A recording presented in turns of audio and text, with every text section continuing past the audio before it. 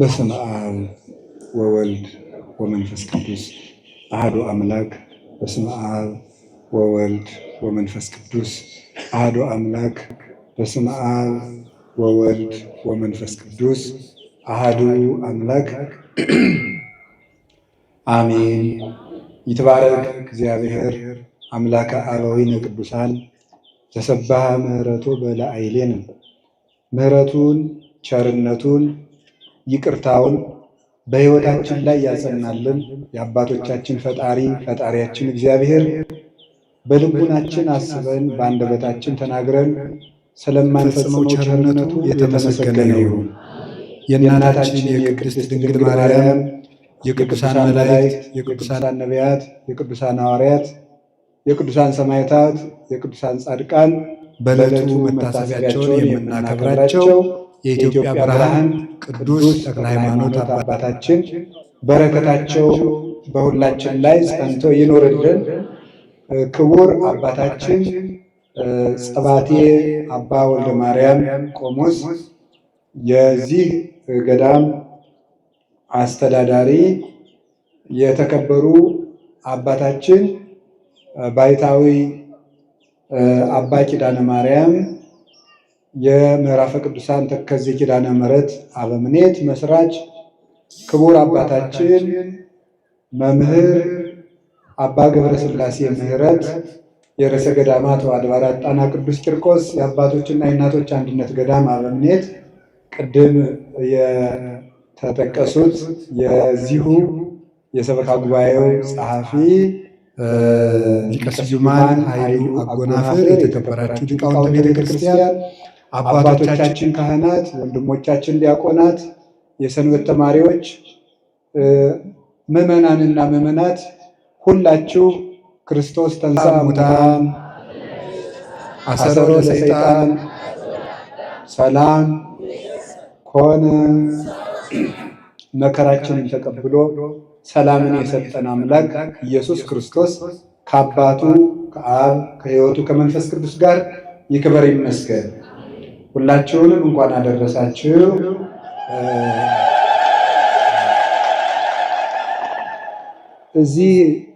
እዚህ ደብር እግዚአብሔር በመካከላችን ተገኝቶ እንዲያስተምረን ቅዱስ ፈቃዱ ይሁንልን።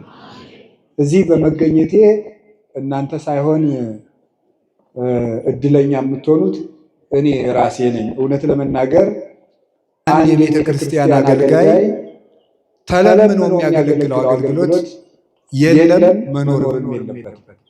ማንም ሰው በቤተ ክርስቲያን ቢያገለግል ባለውለታ አይደለም። የሚያገለግለው ከክርስቶስ ይቅርታ ለማግኘት ነው። እኔ እዚህ የማስተምረው የእናንተ ባለውለታችሁ ሆኜ ሳይሆን የራሴን ይቅርታ ለማግኘት በክርስቶስ የቤተ ክርስቲያን ኅብረት ውስጥ ለመግባት ነው። እሱ ነው ዋናው ነገርና እዚህ በመገኘቴ እኔ ነኝ ለኃጢአቴ ይቅርታ ለመተላለፌ ምሕረት የማገኘው ከእግዚአብሔር ጋር እንድታረቅ ከአቡነ ተክለ ሃይማኖት በረከት እንዳገኝ ከእናንተ ጋር ተጨምሬ እግዚአብሔር በቅድስት ኅብረት ውስጥ እንዲያኖረኝ ለእኔ ነው መልካሙ ነገር እዚህ መገኘቴ። ደብሩ ደግሞ እግዚአብሔር ሳይፈቅድ ማንም ቢሆን በየትም ቦታ መገኘት አይችልም እንጂ በጣም ብዙ ጊዜ መጥቼ ለማስቀደስ የምመኘው ቦታ ነው። ተሳልሜ ሄጄ ያውቃለሁ፣ ግን እዚህ ደብር አስቀድሼ አላውቅምና ደብሩንም እወደዋለሁ። ውሸቱን ያደርጋል። ብዙ ምክንያት አለኝ። ቤተክርስቲያን ስለሆነ እንወዳታለን። ቤተክርስቲያን አንዲት ናት። ተክለ ሃይማኖትም ገብረ መንፈስ ቅዱስም ገብርኤልም ሚካኤልም ሁሉም አንድ ነው። የቤተ ክርስቲያን ትንሽና ታላቅ የለውም። ግን ጻድቁ አባታችን ለእኔ አባቴ ናቸው። በጠየኳቸው ሁሉ ጥያቄን ይመልሱልኛል። ለእግዚአብሔር እንዲያቀርቡልኝ የጠየኳቸውን ጥያቄ ሁሉ ይፈጽሙልኛል። እንደሱ ብቻ አይደለም፣ ነገሩ ካልቀለለብኝ በስተቀር አንድ ሐኪም አንድ በሽተኛ ከሱ መጥቶ ችግሩን መፍታት ሲያቅተው ወደ ዋናው ሐኪም ሪፈር እንደሚጽፈው ምዕመናን መጥተው የነገሩኝን ችግር ሁሉ መፍታት ሲያቅተኝ ወደ አቡነ ተክለ ሃይማኖትን እምልካቸው፣ ሄዳችሁ የአቡነ ተክለ ሃይማኖትን ገድል አንብቡ፣ የአቡነ ተክለ ሃይማኖትን ገድል አንብብ፣ የአቡነ ተክለ ሃይማኖትን ገድል አንብቢ ብዬ ልኪያቸው ችግራቸውን ያልፈቱልኝ የለም። በእውነት ካንሰር የያዛት እህታችን ሳይቀር ተክለ ሃይማኖትን ገድል አንብቢ ብያት ጻድቁ ፈውሰውልኝ እና የከበደኝ እውነት እንግዲህ ባይሆን እኛ መብቃት ካልሆነልን ወደ በቁት መላክ ጥሩ ነው። እኛ ያቃተንን ነገር የበቁት አሉና ወደ እነሱ መላክና ጻድቁን ብትማጸኗቸው ጥሩ ነው። ወደ ዋናው ትምህርት ከመግባቴ በፊት እንደው መልእክት ማስተላለፈው ጻድቁን በደንብ ተማጸኑባቸው። እግዚአብሔር ለኢትዮጵያ ጸጋ ሰጥቶን አይናችን ያልተከፈተ ግን አቡነ ተክለ ሃይማኖት ላይ ነው። ባለፈው ዓመት መስከረም ላይ የግብፅ ገዳማትን ለመሳለም ሄጄ ነበር። ግብፅና እግዚአብሔር ፈቅዶ እዚያ 2 ግብፃውያን ሴቶች ይከተሉኛል። አረብኛን የሚናገሩት ሌላ ቋንቋ አይችሉም። ያው ሌላ ቋንቋ የሚባለው እንግሊዝኛ ነው። እኔም እየተበዳደርኩ አንዳንድ ቃል እየፈለኩ ጉድ ሞርኒንግ ምናምን እችላለሁ። እሷን ብላቸው አይሰሙም እና የማይሰሙ ስለሆኑ አረብኛ የሚችል የግብፃዊ ካህን ፈልጌ እስኪ ምኑ ናችሁ ነው በላቸው ስላቸው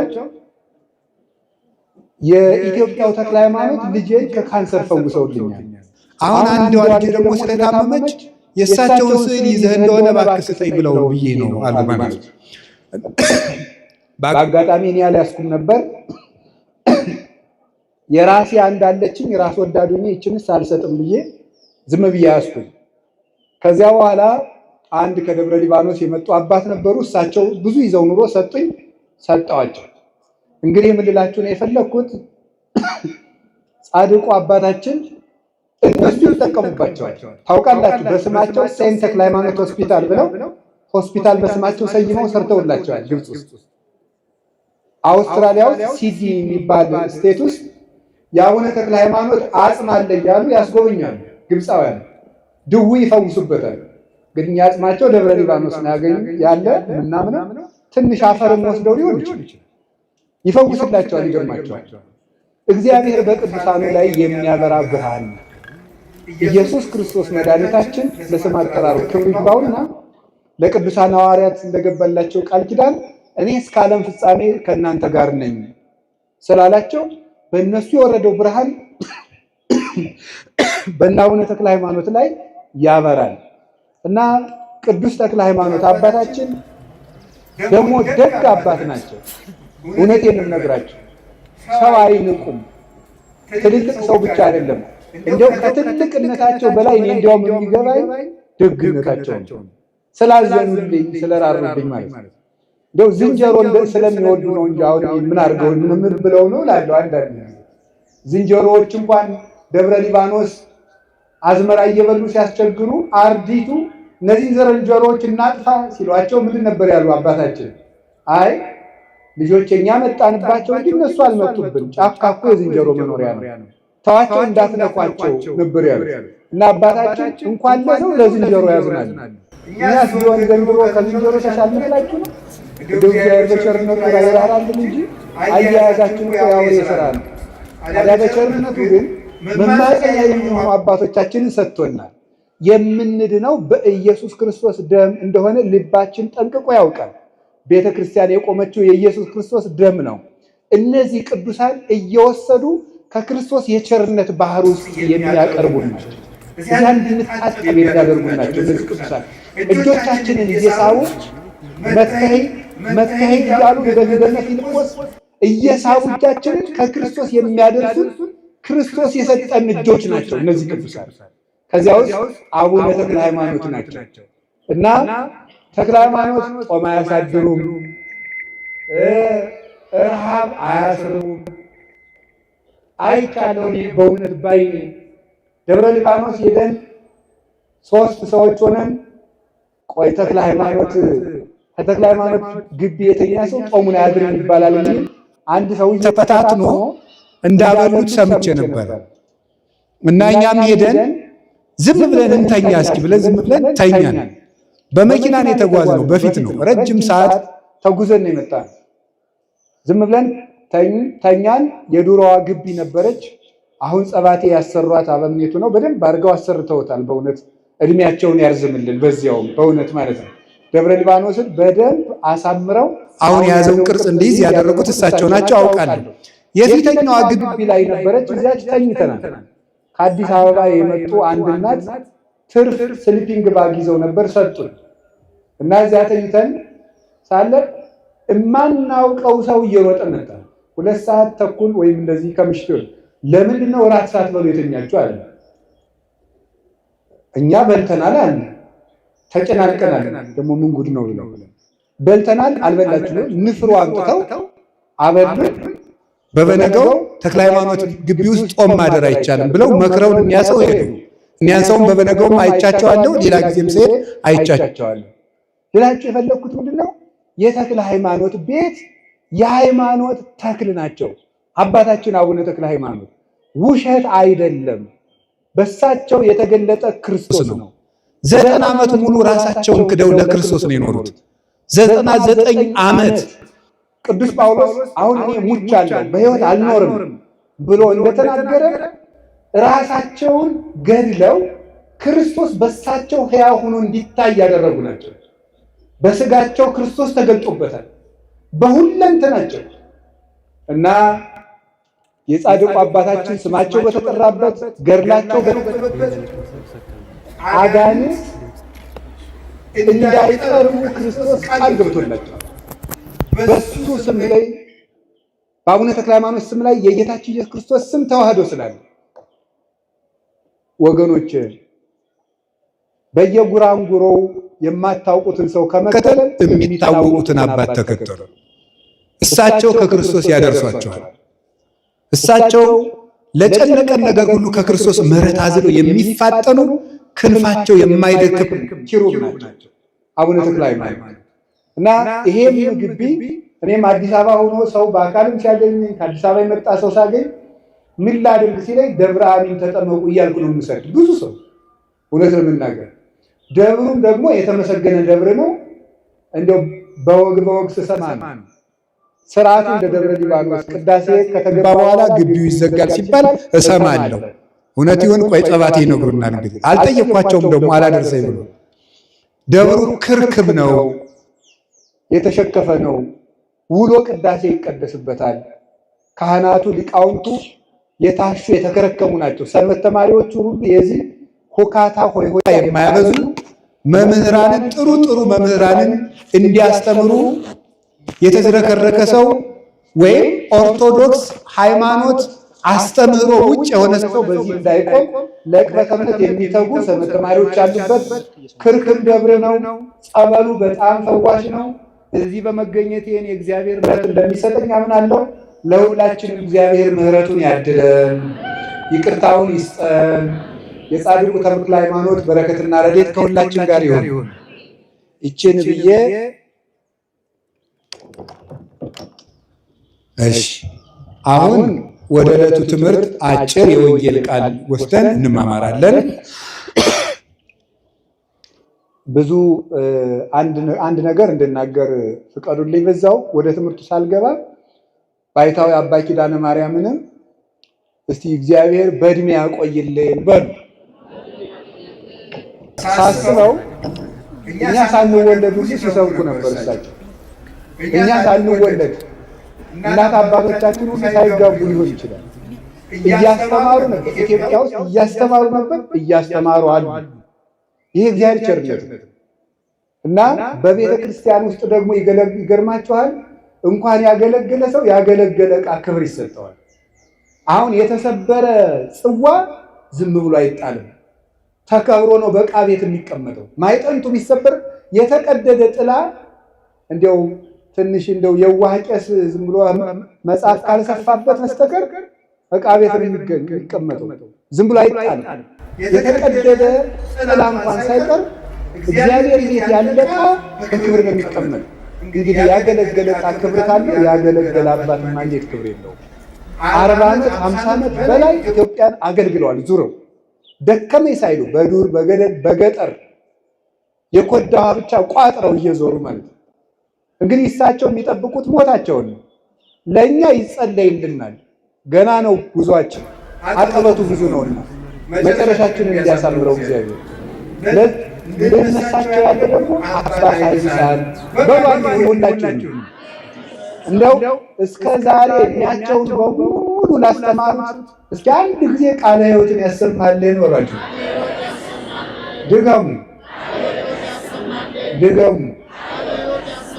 አዎ፣ ስለዚህ ቅድም ጸባቴ እንደነገሩን ግሩም የሆነ የሚያበራ ገዳም መስርተዋል።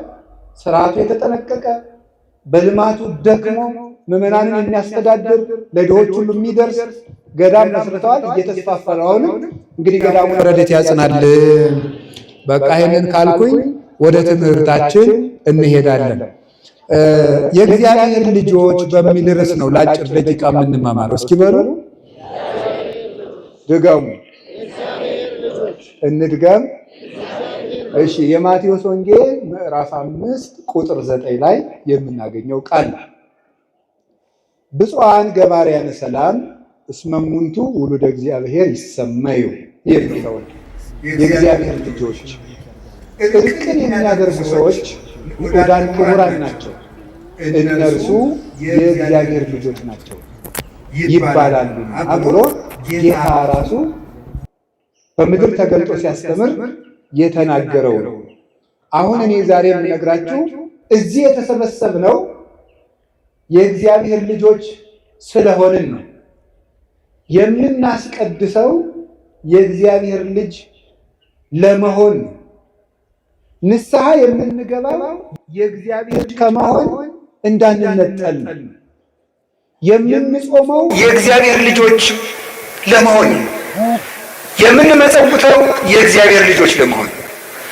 በአጠቃላይ የክርስትና የመጽሐፍ ቅዱስ መጨረሻው ምንድን ነው ሲባል ማዕከሉ ሰዎችን የእግዚአብሔር ልጅ ማድረግ። እዚህ የተሰበሰብንበት ዓላማ የእግዚአብሔር ልጅ ለመሆን። ሰው ቅዳሴ የሚማረው የእግዚአብሔር ልጅ ለመሆን ነው። ሰው የቅኔ መምህር የሚሆነው የእግዚአብሔር ልጅ ለመሆን ነው። ሰው የድጓ መምህር፣ የዝማሬ መምህር፣ የመጽሐፍ መምህር የሚሆነው የእግዚአብሔር ልጅ ለመሆን ነው። ሰው በተክሊል የሚያገባው የእግዚአብሔር ልጅ ለመሆን ነው። ሰው የሚመለኩሰው የእግዚአብሔር ልጅ ለመሆን ነው። ሰው ጳጳስ የሚሆነው ለሊደርሽፕ አይደለም፣ የእግዚአብሔር ልጅ ለመሆን። ማንም ሰው የእግዚአብሔር ልጅ ነው። የእግዚአብሔር ልጅ ለመሆን ነው እዚህ የተሰበሰበው። የምንኖርበት ዓላማ የእግዚአብሔር ልጅ ለመሆን። አንዳንድ ጊዜ መንገዱን መዳረሻውን ካላወቁ መንገዱን ይስቱታል አይደል? የእግዚአብሔር ልጅ ለመሆን ለምንኖር ካልገባን መንገዳችን ምን እንደምናደርግ አይገባንም። የእግዚአብሔር ልጅ መሆን ማለት እሱን መምሰል፣ አርአያውን አምሳሉን መምሰል። በነገራችን ላይ ኃጢአት ማለት መሰላችሁ፣ ኃጢአት በዕብራይስጥ ቋንቋ ካራ ይባላል። ካራ ማለት ቱሪስት ዘጎል ማለት ነው። ምን ማለት ነው? ነጥዋን መሳት ማለት ነው። ዓላማን መሳት ወይም ደግሞ መመታት የነበረውን ዓላማ መሳት ማለት ነው። ኃጢአት ማለት እንደሱ ነው። ዓላማን መሳት ማለት ነው። ሰው የተፈጠረው እግዚአብሔርን ለመምሰል ነው። ስለዚህ ሲበድል ዓላማውን ሳተ ይባላል። ዓላማውን ሳተ። ኃጢአት ማለት ይሄ ነው ፍቺው። ኃጢአት እግዚአብሔርን ከመምሰል መሳት ማለት ነው። ዓላማን መሳት ማለት ጎልን ማሳካት ወይም ደግሞ ቱሚት ዘማርክ ይባላል። እሷን የተሰመረችልን መስመር ነጥቧን መሳት ማለት ነው። ሄደ ሳትነካት መቅረት ማለት ነው። ስለዚህ ኃጢአት ማለት እንደተፈጠርክበት ዓላማ ሳትኖር መቅረት ማለት ነው። እሱ ነው ኃጢአት ማለት። ጽድቅ ማለት ደግሞ እግዚአብሔርን መምሰል ማለት ነው። በኦርቶዶክስ ተዋህዶ አስተምሮ መዳን ማለት ከቅጣት ማምለጥ ማለት አይደለም። መዳን ማለት ከእግዚአብሔር ጋር መኖር ማለት ነው። ኦርቶዶክሳዊ አስተምሮ ከዌስተርን ቴዎሎጂ ከሚባለው የሚለየው በዚህ ነው። የኛ የኦርቶዶክስ ተዋህዶ አስተምሯችን መዳን ምንድን ነው ተብላችሁ ብትጠየቁ በኦርቶዶክስ መዳን ማለት ከእግዚአብሔር ጋር መኖር ማለት ነው። እግዚአብሔርን መምሰል የቴዎሎጂ መምህራን ቲኦሲስ የሚሉት ነው። የግሪክ ቃል ነው። ቲኦሲስ ማለት እግዚአብሔርን መምሰል ማለት ነው። እግዚአብሔርን መምሰል ሱታፊ አምላክ ይባላል ሲተረጎም።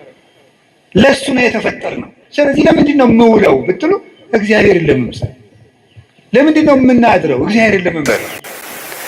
ባልና ሚስት በተክሊል ባይጋቡ ምን አለ? እግዚአብሔርን ስለማያስመስላቸው። ሳይቆርቡ ቢጋቡ ምን አለ? እግዚአብሔርን ስለማያስመስላቸው።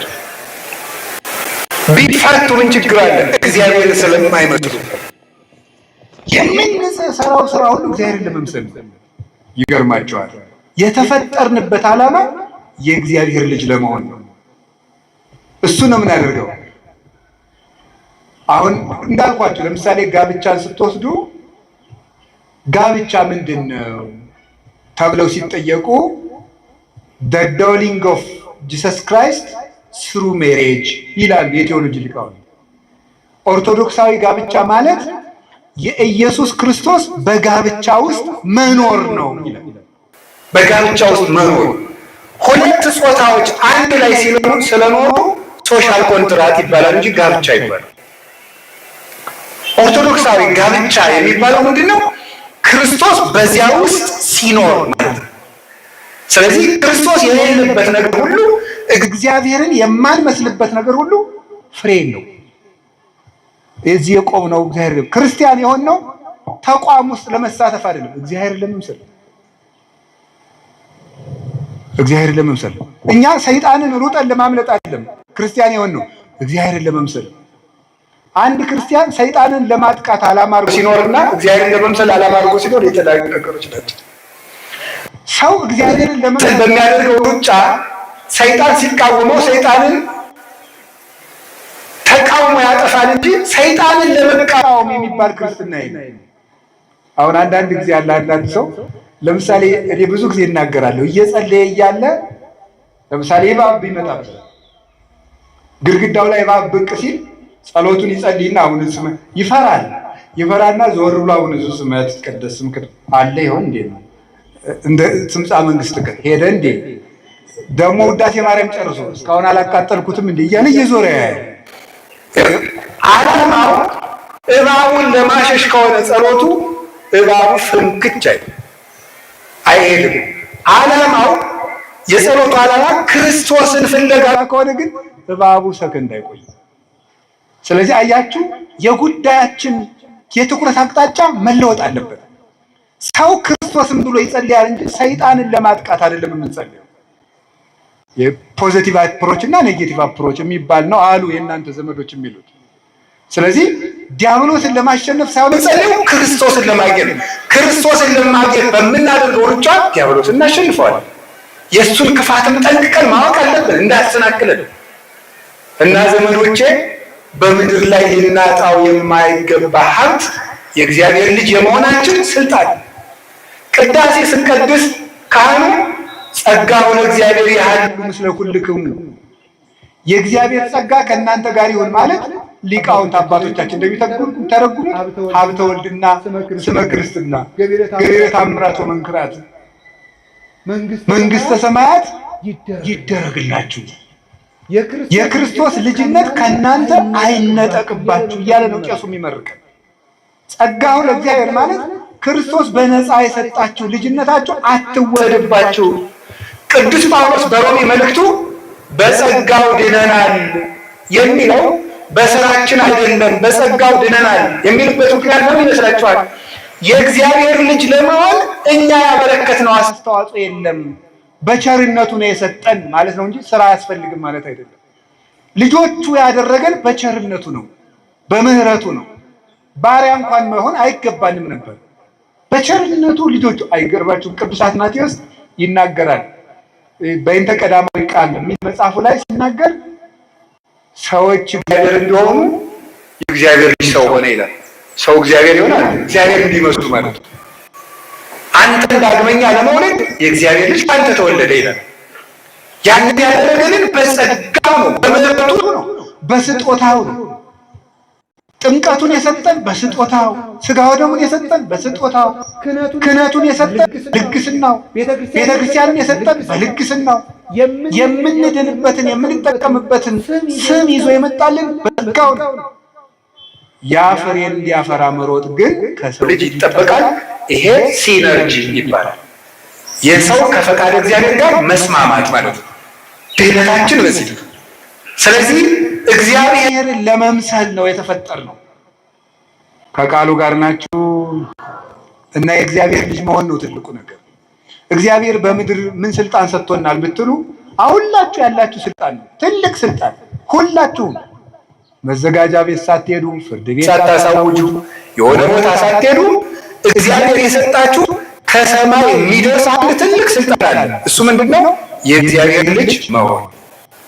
ወደ ለሰተወፍው አሁን ስልጣን ሁሉ ደግሞ እግዚአብሔር ይሁን። በስሙ ላመኑና ለተቀበሉት የእግዚአብሔር ልጆች የሆኑ ዘንድ ስልጣን ሰጣቸው። ስለዚህ የእግዚአብሔር ልጅ መሆናችንን እንዳናጣ ነው። እግዚአብሔር ሆይ ምንድን ነው ልጅ አድርገኝ ብለን መጠየቅ ያለብን። ስንጸልይ ምን ብላችሁ ጸልዩ ነው ያለ? እስኪ አንድ ጊዜ ሁላችሁ በሉ እንጂ ሁላችሁ። አባታችን ሲገለበጥ እናንተ ምኖች ናችሁ ማለቱ ነው። አቤት ልጆች ናችሁ ማለት ነው።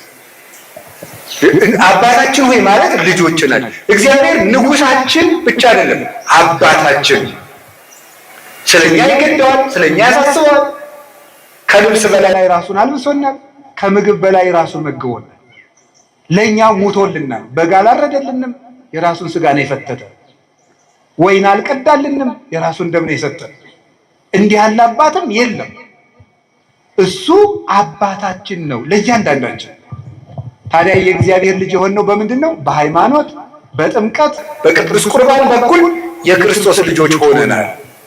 የክርስቶስ ልጆች ከሆንን በሃይማኖት፣ በጥምቀት፣ በቅዱስ ቁርባን በእምነት የእግዚአብሔር ልጆች ከሆንን ያን የእግዚአብሔር ልጅ መሆናችንን የምንገልጽባቸው ፍሬዎች አሉ። አያችሁ፣ ለመዳን ሰው ስራ ያስፈልገዋል የሚባልበት ምክንያት በዚህ ነው። በነፃ ልጆቹ አድርጎናል። በነፃ ልጆቹ ካደረገን በኋላ በጥምቀት ገብረ ሥላሴ ወለተ ሥላሴ ከተባልን በኋላ በጥምቀት ልጆቹ ከሆን በኋላ የእሱ ልጅ የመሆናችን ፍሬዎች አሉ ከኛ የሚጠበቁ። እነዚያን ፍሬ ሲያጣ ፍሬ የማያፈራውን ዛፍ ይቆርጡታል፣ ወደ እሳትም ይጥሉታል። ያ ነው ያለ ስራ መዳን አይቻልም ይባላል። የእግዚአብሔር ልጆች ካደረገን በኋላ የእግዚአብሔር ልጅ ሆነን እንድንቀጥል የሚያደርገን ምንድን ነው ስትሉ የመጀመሪያው እርቅ ነው። እስኪ እርቅ በሉ ነገሩኝ እንጂ። አሁን በዚህ በበዓለ ሀምሳ ቅዱስ ያሬድ ብሏል፣ ምድርኒ ትገብር ፋሲካ ታጽባ በደመ ክርስቶስ። ምድር ራሷ በዓሉን ታከብረዋለች፣ በክርስቶስ ደም ተቀድሳለች ነው ብሏል። አሁን ሰማይና ምድር በክርስቶስ ደም ታርቀዋል። አሁን ይሄ በዓለ ሀምሳ የእርቅ በዓል ነው። ጠበኛ ሰው ይሄ በዓል ውስጥ አለው ማለት አይችልም። የእርቅ በዓል ነው። እርቅን የሚያደርጉ ሰዎች ብፁዓን ናቸው። የሚያስታርቁ ሰዎች ብፁዓን ናቸው። እነሱ የእግዚአብሔር ልጆች ይባላሉ። አሁን ቅድም ነግሬያቸዋለሁ። መጀመሪያ የእግዚአብሔር ልጆች የሆነው በምንድን ነው? ይኸው ስትረሱት በጥምቀት በሉ እንጂ በሉ በሃይማኖት በሉ፣ በቅዱስ ቁርባን። በዚህ ምን ሆነናል? አሁን ይሄ የእግዚአብሔር ልጅ የመሆናችን ፍሬ ደግሞ ይጠበቃል። አንዱ ምን አልኳችሁ? እርቅ ነው። መታረቅ ሰውን የእግዚአብሔር ልጅ የሚያስብለው ነው። የማይታረቅ ሰው የእግዚአብሔር ልጅ ነኝ ማለት አይችልም። ክርስቲያን የእግዚአብሔር ልጅ ነው። የማይታረቅ ልጅ ደግሞ የእግዚአብሔር ልጅ አይደለም። እግዚአብሔር እርቅ ወዳጅ ስለሆነ ነው። እንደሚወድ ከማይባቸው እግዚአብሔር እንዴት ያለ አስታራቂ መሰላችሁ?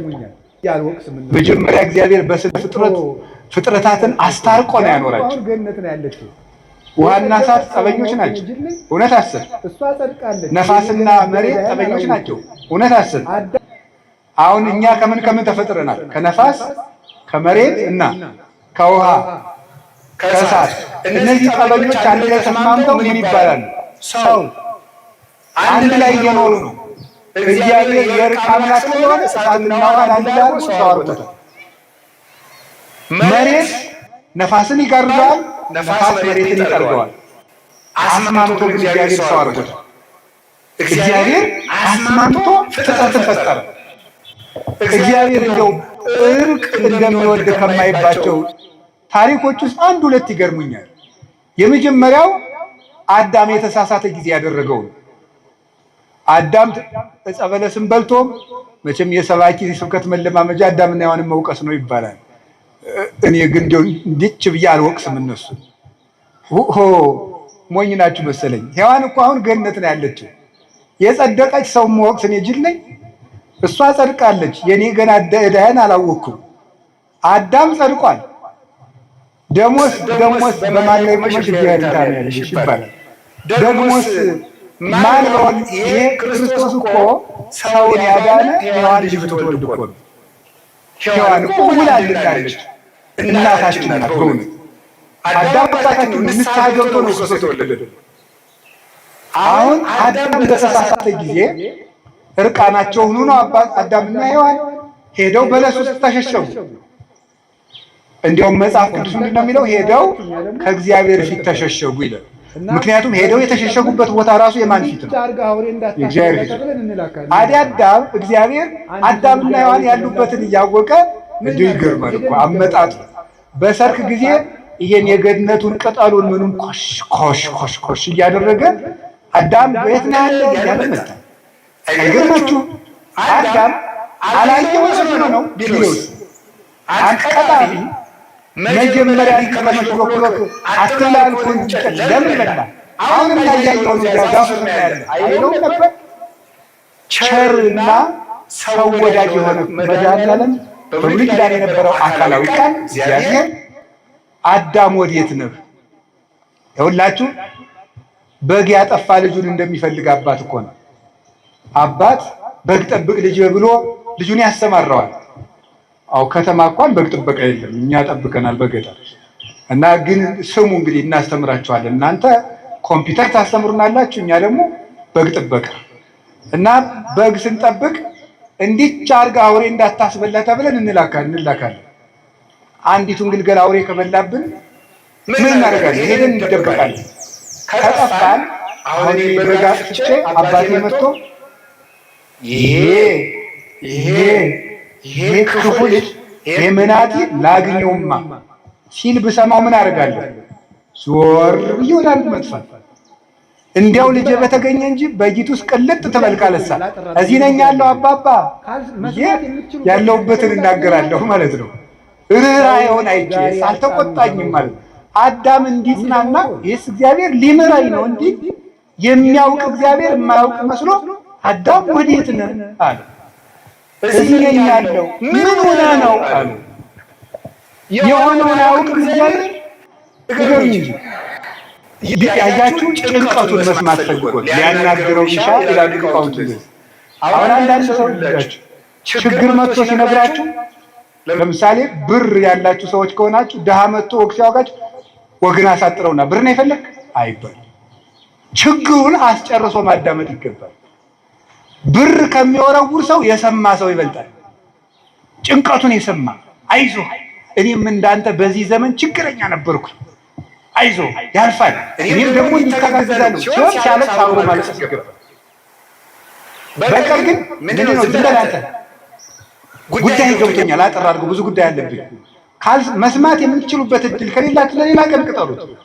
ሰው ዛሬ ያጣ የሚሰማው ሰው አፍ በስቶ ጆሮ እኛም አንሰማም፣ ሌላውም አይሰማም፣ ሌላውም አይሰማም፣ ሌላውም አይሰማም። እዚህ ውስጥ ብዙ ሰምና ወርቃል። በቃ ሌላውም አይሰማም፣ ሌላውም አይሰማም፣ ሌላውም አይሰማም።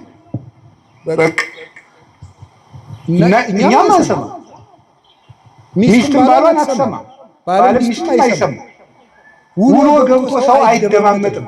እንደዚህ ጆሮ ስልኩን ይዞ ቁጭ ነው፣ የሚሰማ የለም።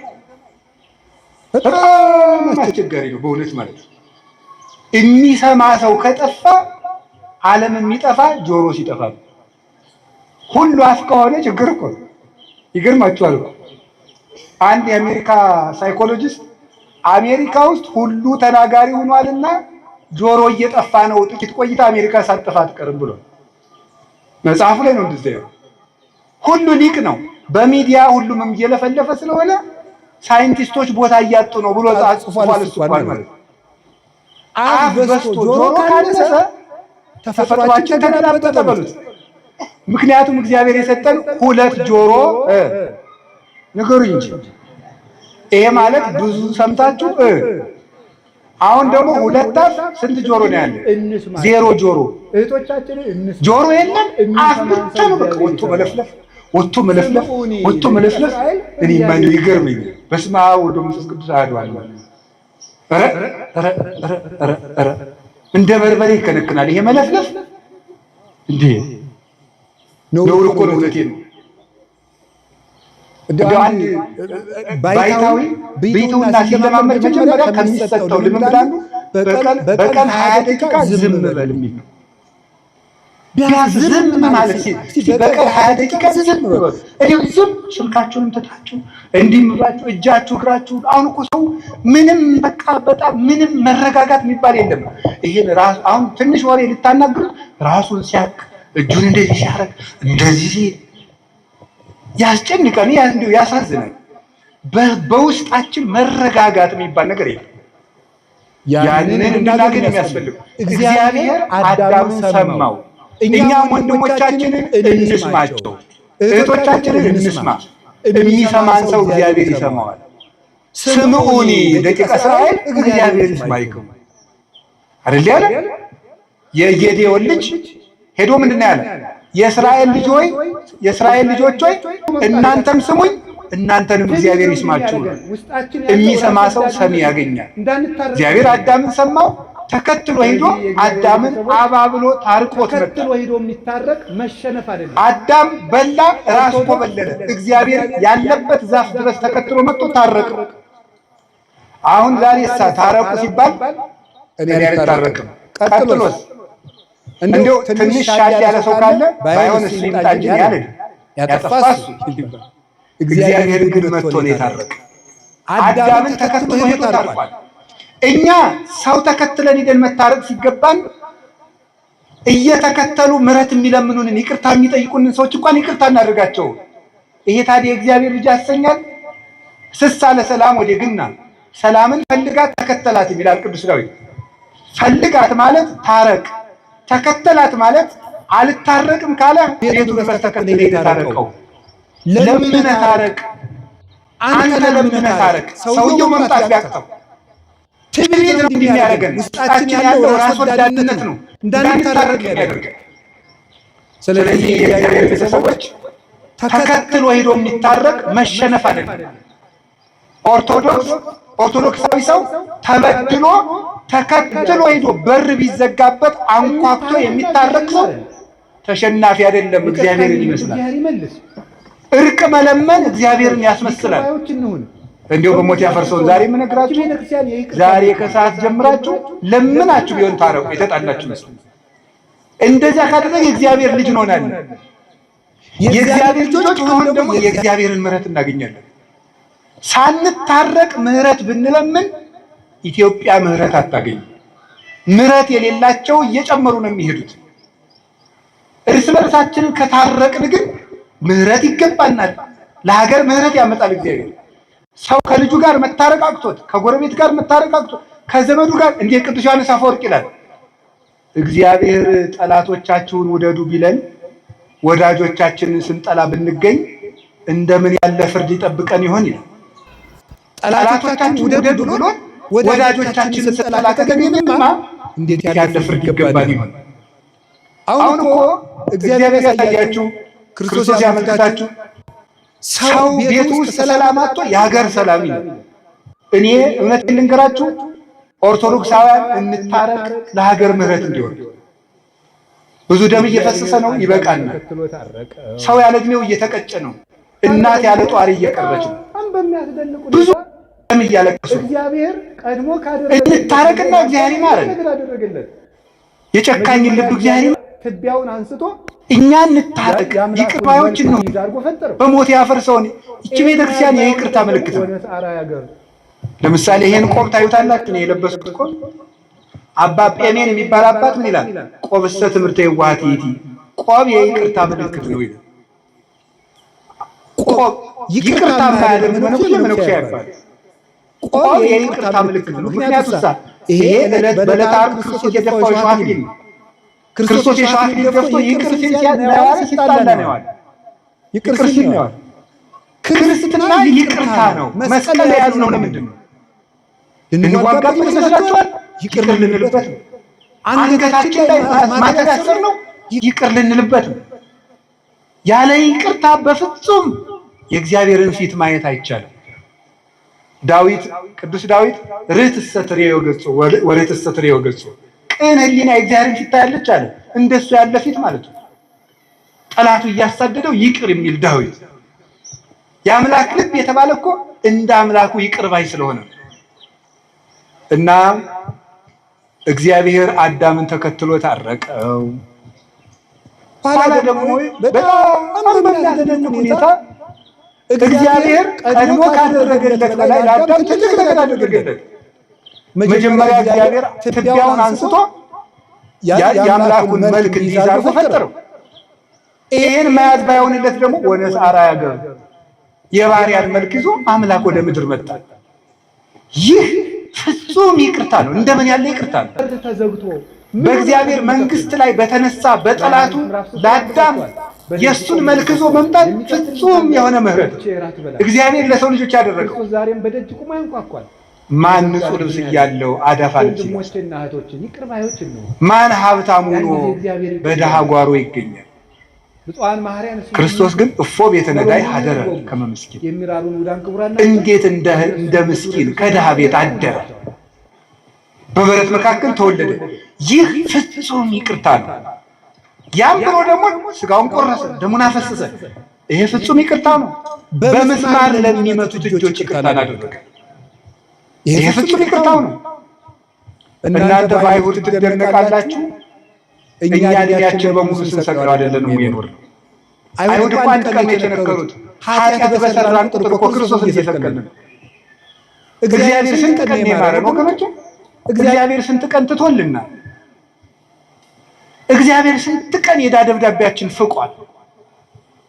እኛ ግን እስካሁን የይቅርታ ልብ የለም።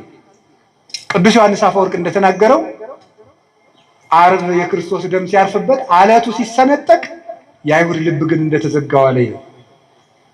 ልባችን እስከ ዛሬ ተዘግቶ ይቅርታ የለው፣ ምሕረት የለው። አንኳኩ ይከፈትላችኋል አለ። የልባችን በር ተዘግቶ ምኑን በር ነው የሚከፍትልኝ? ራዕየ ዮሐንስ ምዕራፍ 3 ላይ አንብባችኋል። በደጅ ቆሜ አንኳኳለሁ፣ የሚከፍትልኝ ካለ ገብቼ እራት እበላለሁ። ክርስቶስ ዛሬም በደጅ ቆሞ ያንኳኳል። የተዘጋ ልብ ነው ያለው። ወንድሞችና እህቶች ይቅር ባዮች ነው። ያን ጊዜ እግዚአብሔር ይቅር ይለናል። ብፁዓን ማርያም እስመ ሎሙ ይመርጎሙ የሚራሩ ዳንኩራን ናቸው፣ ለእነሱም ፍቱር ሥላሴ ይራሩላቸዋል ብሎ ነግሮናል። ምሕረት የእግዚአብሔር ልጅ ምልክት ነው፣ የመሆን ምልክት ነው። የተጣላ ማስታረቅ እግዚአብሔር ልጅ ነው። ባልና ሚስትን ፈልጋችሁ አስታርቁ። አሁን እግዚአብሔር ቤተክርስቲያኒቱን የሚመታት ትዳርን በመምታት ባልና ሚስትን ፈልጋችሁ ጭራችሁ አስታርቁ። እውነቴን ነው። ፈልጋችሁ እንደው በዚህ ዘመን ጉርብትናም ቀረ፣ ከተማ የሚሄድ ሳያበላሽው አይቀርም። ያው ማለት እቺ እንትን ስላለች ማለት ነው። ግብ የሚባል ነገር ስለመጣ ምንም የለም። አሁን ድሮ ገጠር ስናድግ ምንድነው መሰላችሁ የሆነ ጭቃ ስናቦካ ምናምን ልጅ ሆነን የሆነ ጎረቤት ካገኘ የመቅጣት መብታችሁ አባቴ አይደለም ግን በደንብ አድርጎ ይገርፈኛል። ዋስጥራ ብሎ ነው የሚገርፈኝ።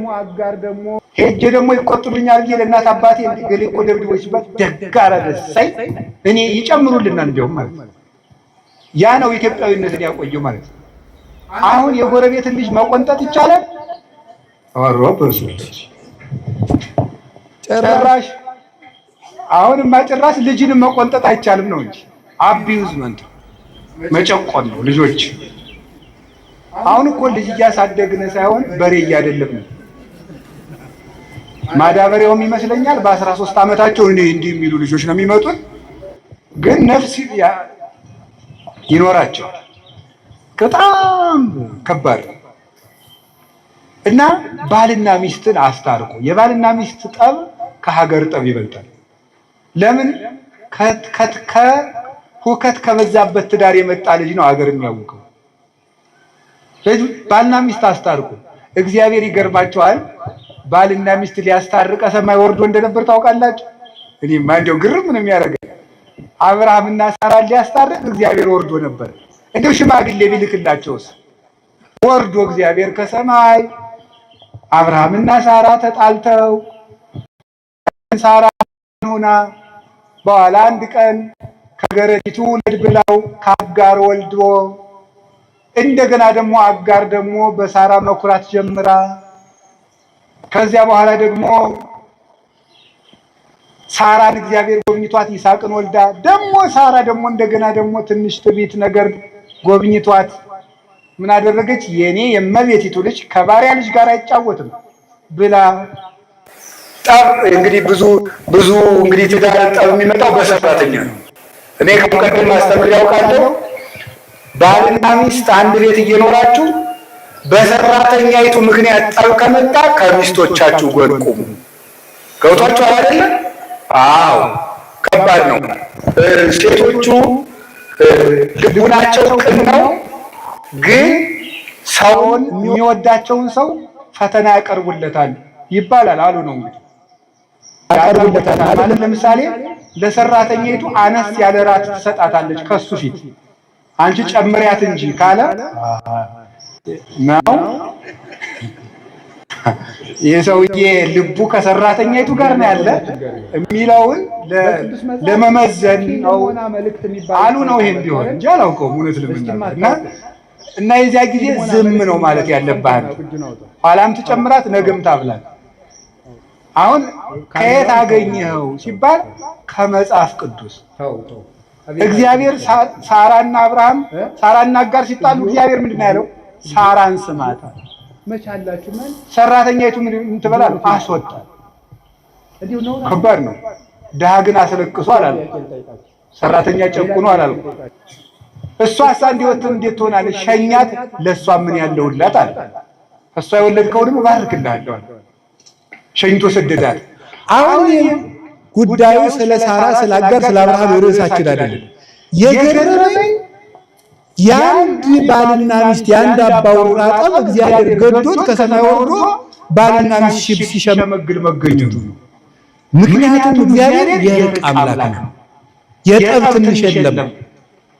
የዓለማት ጌታ ሁለት ሰው ሊያስታርቅ ከሰማይ ወርዶ መጣ። ያይገርማችሁ እርቅ ቀላል ነው። እግዚአብሔር ከሰማይ የወረደበት ርዕሰ ጉዳይ ነው እርቅ። ክርስቶስ ሰው የሆነው ሊያስታርቅ ሊታረቅ ነው። እርቅ ትልቅ ነገር ነው። ከቃሉ ጋር ናችሁ፣ ከቃሉ ጋር ናችሁ። እግዚአብሔር ከሁላችን ጋር ይሁን። በቅዱስ መጽሐፍ ፊልሞና መልእክት የሚባል ታውቃላችሁ አይደል? እስኪ ማታውቁት ፊልሞና መልእክት የሚባል ሰምቶ የማያውቅ እጁን አውጡ፣ አውጡ፣ አውጡ፣ አውጡ፣ አውጡ። ካሜራውን ተው እናንተ፣ ተው፣ ተው፣ ተው፣ ተው፣ ተው። አቤታችን ይከደን። እግዚኦ፣ እግዚኦ፣ እግዚኦ፣ እግዚኦ። መቻላችሁ እናንተ እንዲሁ እውነቴን እኮ እንዲሁ ነው አይደለም? እስኪ ጥያቄ ልጠይቃችሁ፣ ሌላ ጥያቄ ልጠይቃችሁ። ሊዮናርዶ ዳቪንቺን የሚያውቅሽ አውጡ፣ አውጡ። ሊዮናርዶ ዳቪንቺን የሚያውቅ ሞናሊዛን የሳላት ማለት ወይ? በሁለቱም እንዳናችሁ አውጡ እንጂ አውጡ። ሞናሊዛን አይደል? እዚህ ላይ ይበርታል። አሁን ሊዮናርዶ ዳቪንቺን እያወቃችሁ የአምላካችሁን መጽሐፍ አታውቁም ነው አይደለም? ነው። ተው በሞት እንተዋወቅ ከእግዚአብሔር ጋር። የእግዚአብሔርን መጽሐፍ እንዴት ነው የማታነቡት? አሁን እኔን እንደ ሐኪም ቁጠሩኝ። ግድ የለም ቄስ ሐኪም ነው። አይዟችሁ ስለ ራሱ እያወራ ነው እንዳይመስላችሁ። የለም እኔ ያልኩኝ አሁን ቄስ ሐኪም ነው የሚለውን ብቻ ነው። በቃ ዝም አባገር የሚባለውን ፐርሰናሊቲ ተውትና ዝም ብሎ ሰው ቄስ አድርጉኝና ሐኪም ነው። አሁን መድኃኒት እያዘዝኩላችሁ ነው።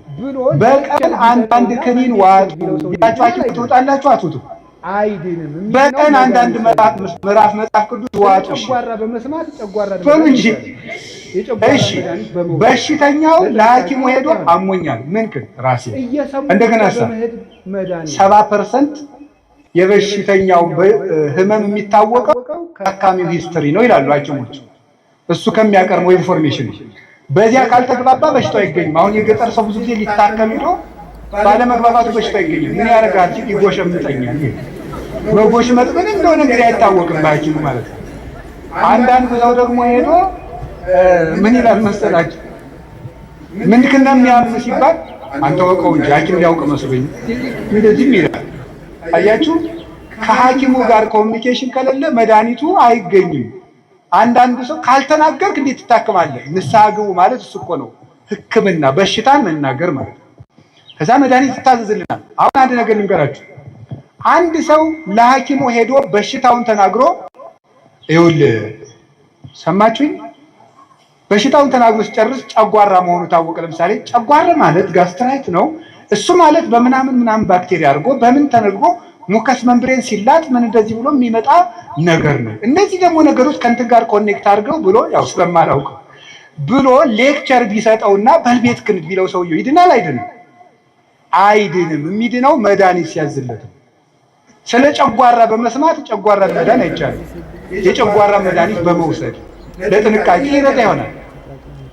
እየሰሙ ብቻ በመሄድ መዳን የለም፣ ሄዶ ማድረግ ነው። አንድ ምዕራፍ መጽሐፍ ቅዱስ በቀን አዝዤላችኋለሁ። እንግዲህ ያው እግዚአብሔር አዝዤው እዚህ አዞናል። እንግዲህ መቼስ ከናጢያታችን ቢሆን እዚህ ተላላቂ አድርጎን አንድ ምዕራፍ መጽሐፍ ቅዱስ ለራሳችሁ እስቲ ቃል ግቡና አንድ ምዕራፍ መጽሐፍ ቅዱስ ሳላነብ አልተኛም ብላችሁ ለሐሳብ አንድ ምዕራፍ መጽሐፍ ቅዱስ አለ።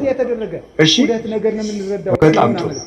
ከዚያ እንግዲህ የፊልሞና መልእክት በመጽሐፍ ቅዱስ አንድ ምዕራፍ ያለው መጽሐፍ ቅዱስ ነው። ልክ እንደ ይሁዳ መልእክት ማለት ነውና በጣም የሚያስገርማችሁ ለምንድን ነው ፊልሞና መልእክት ከሁሉም መጽሐፍ ቅዱሶች ከሚያስገርመው ጠባዩ አንዱ አንድ ባሪያንና አንድ ጌታን ለማስታረቅ የተጻፈ መጽሐፍ ነው። በጣም እኮ ነው የሚገርማችሁ።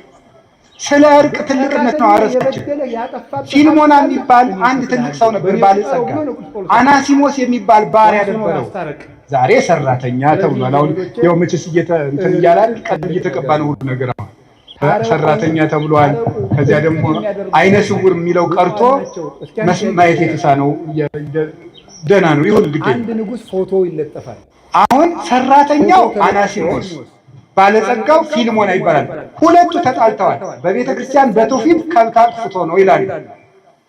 ለማንኛውም ግን አንድ ባለጸጋና ሰራተኛው ተጣሉ። ቅዱስ ጳውሎስ ይህንን ሰምቶ አናሲሞስን እንዲታረቀው የጻፈው አንድ ደብዳቤ ከመጽሐፍ ቅዱስ አንድ መጽሐፍ ቅዱስ ተብሎ ተቆጥሯል። በጣም ይገርማል። አንድ ባለጸጋና ሰራተኛውን ለማስታረቅ የተጻፈ ደብዳቤ ከመጽሐፍ ቅዱስ አንዱ ምዕራፍ ነው። ለምን ነው እንደዚህ የተደረገ? ሁለት ነገር የምንረዳው ከፊልሞና መልእክት፣ አንደኛው ሰው ክቡር መሆኑን፣ ሁለተኛው እርቅ ትልቅ መሆኑን የምንረዳው። እንዴት ሰው ለማስታረቅ የተጻፈ ደብዳቤ መጽሐፍ ቅዱስ ይጠረዛል? ሰው ክቡር ነው። ሎሌም ቢሆን ክቡር ነው። ሰው ሎሌም ቢሆን ሰራተኛም ቢሆን ክቡር ነው። ታረቅ፣ ከሰራተኛ ጋር ካልታረቅ ከእግዚአብሔር ጋር አትታረቅም ብሎ ጻፈል። ሰራተኛ የበደለ ያጠፋብህ ሀብት ካለ እኔ እከፍልሃለሁ በእኔ ቁጠረው ብሎ ነው ቅዱስ ጳውሎስ ያስታረቅ። ዋሱ ነው ማስታረቅ። ስለዚህ ዘመዶቼ እርቅ ትልቅ ነገር ነው። ታረቁ ታረቁ። እርቅን የሚያደርጉ ሰዎች ብፁዓን ናቸው። እስኪ አንድ ጥያቄ ልጠይቃችሁ። አንድ ንጉሥ ፎቶ ይለጠፋል። ፎቶ ተለጥፎ የንጉሱን ፎቶ ስንቀድ የንጉሱ ወታደሮች ቢያዩን ሀ ይሸልሙናል፣ ለ ይቀጡናል። መምረጡ እንጂ አቤት ለምን አቤት። የከተማ ሰው ሲናደድ የጓደኛውን ፎቶ ይቀዳል ይባላል። እውነት ነው ማለት አንድ ለምሳሌ ዘለቀ የሚባለው ታረቅ ምን የሆነ ተክሉም በሉት ብቻ አቡነ ዘበሰማያትን ጓደኛው ጋር ሲጣላ ድሮ ተማሪ እያሉ የተነሱ ፎቶ ካለ ቅድድድድ ያደርጋል አሉ። እውነት እግዚአብሔር ላይ መዘበት ነው ሳይሆን አይቀርም።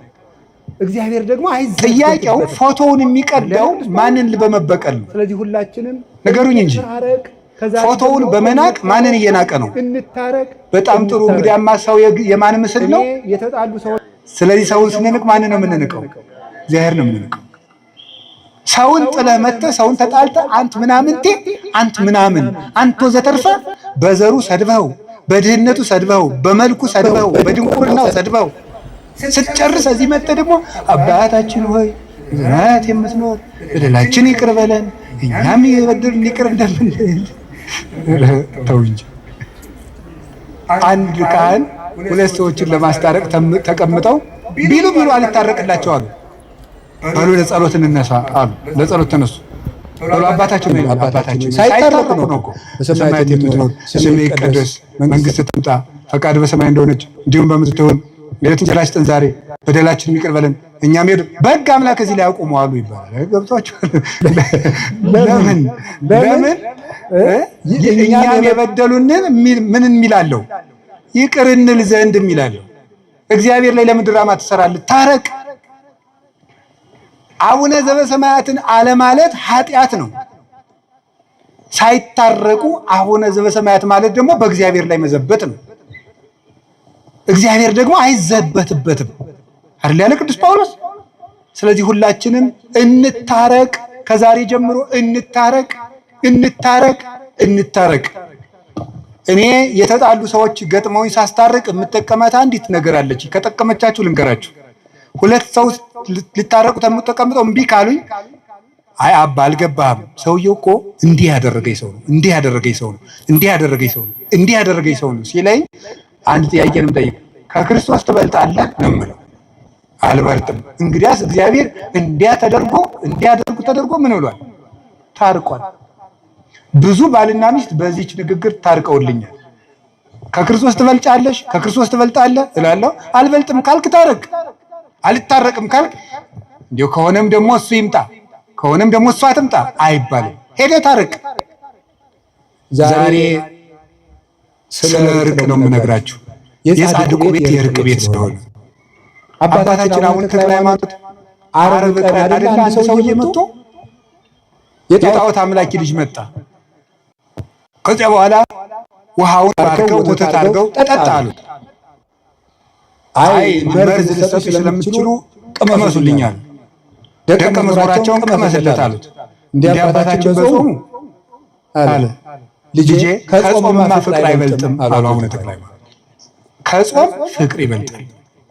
የምግብ አድማ እኮ አይደለም። ጾምማ እንግዲህ ይሄ አሁን ሰው ውፍረት ለመቀነስ እየጾም አይደለም፣ እየጾመ ነው። አሁን ሳይበላ ያድራል። ከንችር ብሎ ነው የሚያድረው፣ አቋሙን ለማስተካከል ብሎ መከራውን እያየ የበቃ ቅዱስ ነው። የጾምማ አንድ አስመሳይ ጉዳዩ ፍቅር ነው። ያ ሰው ፍቅር ከጾም ይበልጣል። ያደርግ ግን ሰው ሲያዩ ነው። ስለዚህ የእርቅ ቤት ላይ ነው የቆመው። የተክለ ሃይማኖት ልጆች ከሆነ እንድታረቁ መልአክ የሚገለጥ ዛሬ ጀምራችሁ ሄዳችሁ ታረቁ። በሰው ልካችሁ የተጣላችሁ ይቅር ባዮች ሁኑ። ቤታችሁን ይቅርታ አስለምዱት።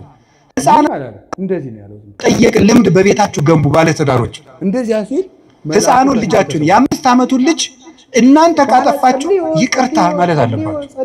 ነገ ይሄ ልጅ ይቅርታ ይጠይቃል ማለት ነው። ይቅርታን ያውቃል። ባል ከልጆቹ ፊት ሚስቱን ይቅርታ ብሎ ማሳየት አለበት። ሚስት ከልጆቿ ፊት ይቅርታ። ነገ እሱ ባል ሲሆን ሚስቱን ይቅርታ እንድትጠይቅ፣ ነገ እሷ ሚስት ስትሆን ባሏን ይቅርታ እንድትጠይቅ። ይቅርታን ስላልተማርን ነው አሁን የታል ቢደት ብለን እንደ ዶሮ አውራ ዶሮ ነው እንደዚህ ኩፍስ የሚለው አውራ ዶሮ ይመስል ልባችንን አሳብጠን ነገ ክርስቶስ ለሚነደው የእግዚአብሔር ልጅ የሚያደርግ እርቅ ነው። አሁንም ስለ እርቅ ትልቅ ነገር ሰውን መንቀፍ፣ በሰው ቂም መያዝ፣ ወንድምን መጸየፍ እግዚአብሔር ከኛ ይሰውረዋል። ይገርማቸዋል። ሰው በልብ ራሱ መታዘብ። አንድ መልአክ የሚገለጥለት አንድ ሰው ነበር። በጣም የተጠቀመ የበቃ ቅዱስ ነው። ደግሞ አንድ አስመሳይ ሰው ነበር። ያ ሰው ጽድቅ ያደርጋል። የሚያደርግ ግን ሰው ሲያየው ነው። ወይም ጽድቅ የሚያደርገው ሰው እንዲያየው ነው። እና አንድ ቀን ያ መልአክ የሚገለጥለት የበቃው ቅዱስ ያኛው ለሰው ብሎ ጽድቅ የሚያደርገው ሰው ሲመጣ ሲያየው አለ። ምንም አላለ። እንደዚህ ነው ያለው። እንደዚያ ሲል መልአኩ ከፊቱ ተሰወረ። በኋላ ጸልዮ ሲገለጥለት እግዚአብሔር ለምኖ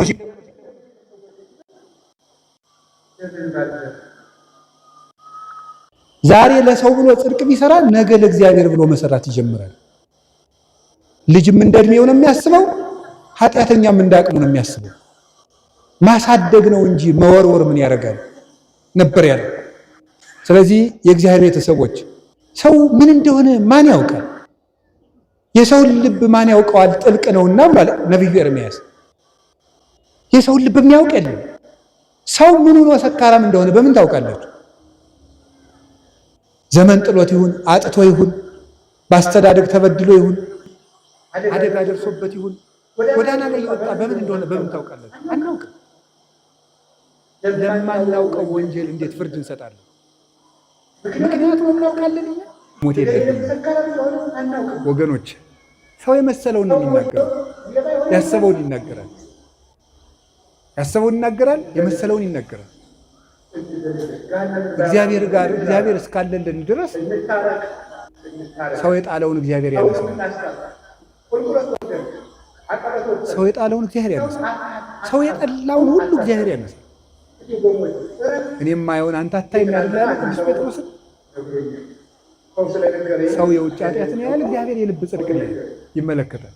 አንዲት ልጅ ሰው በኮሜንት ስለሰደባት ራሷን አጠፋች ብሎ ሰው ነግሮኛል።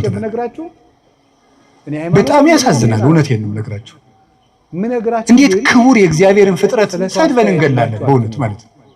አሁን እዚህ ኋላ ራሱ እኮ አንማርም። ይገርማቸዋል እኮ ሄደን ሰውን ሽንቁር ማድረግ፣ ሰውን መውጋት፣ ሰውን ማድማት፣ ማመስገን ካልቻላችሁ ዝም በሉ። እኔ እግዚአብሔር ያውቃል፣ ያው እግዚአብሔር ምስክሬ ነው። ልጅቱ ምን ትሆን አላውቃትም፣ አሁንም አላውቃትም። የሚገባ ነገር የምትናገሩት የማይገባ ነገር የምትናገሩት ትናንት ነው። ከዛ ከስልጣና ስንወጣ አንድ ወንድማችን ነው እንዲህ ብሎ ሞተች እኮ ብሎ ነገረኝ። ይሄ ምንድን ተመራችሁበታል? አሁን የልጅቱ ሞት አንደኛ ክፉ ቃል ቢነገረን መሞት የለብንም ወገኖች። ሰው የመሰለውን ነው የሚናገረው። ያሰበውን ይናገራል፣ የመሰለውን ይናገራል። እግዚአብሔር እስካለልን ድረስ ሰው የጣለውን እግዚአብሔር ያነሳዋል። ሰው የጠላውን ሁሉ እግዚአብሔር ያነሳል። እኔም ማየውን አንተ አታይም አይደል ያለው ቅዱስ ጴጥሮስን። ሰው የውጭ ኃጢአትን ያህል እግዚአብሔር የልብ ጽድቅን ያህል ይመለከታል። እና በህይወታችሁ ዘመን ከዚህ ልጅ ህይወት ተነስቼ ብነግራችሁ እኔ ሃይማኖቷን ምን ይሁን አላውቅም። ምነግራችሁ ግን ስለ ሰው አስተያየት ብላችሁ አትኑሩ፣ ስለ እግዚአብሔር ብላችሁ ኑሩ። ምክር ከሆነ ተቀበሉት። እንዲያውም አንድ ነገር በዚያው ሰው ሲናገራችሁ ምን ማሰብ እንደሚገባችሁ አንድ የቅዱስ ዮሐንስ አፈወርቅ 3 ንግግሮች ልንገራችሁ። ሰው ክፉ ቃል ሲነገራችሁ ደግሞ ነገም እናንተ እንዳትሞቱ ብዬ ነው። ሰው ክፉ ቃል ሲነገራችሁ ምንድነው ማሰብ ያለባችሁ? 3 ነገር ነው ማሰብ ያለባችሁ። ቅዱስ ዮሐንስ አፈወርቅ ዮሐንስ ወንጌልን ሲተረጉም የተናገረው አንደኛው ያለብህን ስህተት ከሆነ የሚናገር አትጥላው፣ መስታወት ሆነዋልና ነው። አትጥላው፣ ሂድና አስተካክል። መስታወት አሁን እዚህ ላይ እንደው አንዳንድ ጊዜ እንደው እስቲ ገብስ ቆሎ በልተን በተልባ ወጥ በልተን ጥርሳችን ላይ ልጥፍ ብሎ ገብሱ መስታወት ስናይ እንደው ገብሱ ጥርሳችን ላይ ብታዩት አፈር ያባንት መስታወት ደው ብለት ሰብሩታላችሁ። አሰብሩትም እንዴ ታነሳላችሁ ጉድፋችሁን ማለት ክፉ ቃል የሚናገርን ሰው ልክ እንደዚያ መስታወት ይኸው በቃ ቀለል አድርገህ እንደዚያ መስታወት ጉድፍህን አንሳ። እጅ ወደ ውስጥ ወስደህ አትጎዳበት፣ አታምሰልስለው፣ ራስህን ይበት። አንዱ እሱ ነው። ሁለተኛ ደግሞ እያለህ የለህም የሚል ከሆነ ደግሞ ስቀተው። ለምሳሌ ይላል ቅዱስ ዮሐንስ አፈወርቅ እውቀት እያለህ ደንቆሮ ካለ ሳቅበት። ያለህን ነገር የለህም ብሎ ከሆነ የሚሰድብ ደግሞ ስቃበት። ምንድን ነው ይላል? ለምሳሌ አንድ ድሃ መጥቶ ይላል ቅዱስ ዮሐንስ አፈወርቅ አንድ ድሃ መጥቶ አንዱን ባለጸጋ አንተ እኮ የዕለት ተራት የሌለህ ድሃ ነህ ቢለው ሀብቴ አይደል ብሎት ነው የሚሄደው ወይስ ይናደዳል? አንድ ባለጸጋ ነበሩ፣ ስማቸውን አልጠቅስም። እና የሆኑ ሰዎች ተሰብስበው እንደወሰው ልጅ ያወጡ ይሆን አላቸዋል። እኔም አውቃቸዋል። እና ሰው ልጅ ያወጡ ይሆን ሲሏቸው ምን ቢሉ ጥሩ ነው? እገሌ የማን ልጅ ሆነና የትኛውን እንደዛ የሚሉት አንዱን ሀብታም ልጃቸውን አለ የተባለውን ማለት ነው።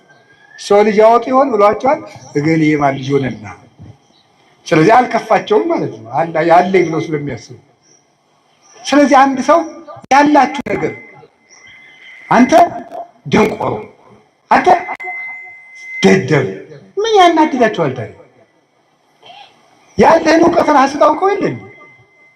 ኧረ እባክህ ከፈለክ ና ወረቀቴን ላሳይህ ማስተርስ የት እንደተመረኩ ምን አለፋ። በተግባር ይገለጣል። ሶስተኛ በተፈጥሮ እየሰደረ ከሆነ ጸልይለት። ምክንያቱም ወንድሙን ደንቆሮ ብሎ የሚሰድብ በገሃነም ይፈረድበታል ይላል። ተፈጥሯዊ ጉዳዩን አንተ ጉር፣ አንተ ደርጋም፣ አንተ አንካሳ፣ አንተ ምናምንቴ ብሎ የተፈጥሮ ስጦታውን አንስቶ የሚሳደብ ሰው በየት ይፈረድበታል? በገሃነም። ስለዚህ በገሃነም የሚፈረድበትን ስራ እየሰራ ስለሆነ ወይኔ ወንድሜ እኔ ሰድቦ ገሃነም ሊገባ ነው ብለህ ጸልይለት ነው ያለው ቅዱስ ዮሐንስ አፈወርቅ። የመጨረሻ ግን ክርስቶስ እንደተሰደበ አስብ። ክርስቶስ ተሰድቦ የተሰደብኩ ብላችሁ ለምንድን ነው ሌሊት ተቀን እረፍት የምትነሳችሁ? ውሃ መጠጣት የሚያቅታችሁ? እራት አልበላችሁም? ለምንድን ነው? ጌታዬ ተሰድቧል ብላችሁ ተጽናኑ። ስለዚህ እንደዚህ ያላችሁ ፈልጌ ነው። በአንጻሩ ግን ደግሞ ሰውን በቃል በጦር ከገደለ በቃል ይወጋ ይበልጣል። ሰውን እግዚአብሔር ያሳያችሁ። በጦር እኮ አንድን ሰው ወቅቶት ሮጠን እንነቅለዋለን። በቃል ከወጋው ግን የት አግኝተን እንነቅለዋለን? ውስጥ ነው የሚገባው፣ ቃሉ አይምሮ ውስጥ ነው የሚተከለው። እና በቃላችን ነፍስ ከመግደል እግዚአብሔር ያድነው። አፋችን ከርክሙ በሞት ተፈርሶ።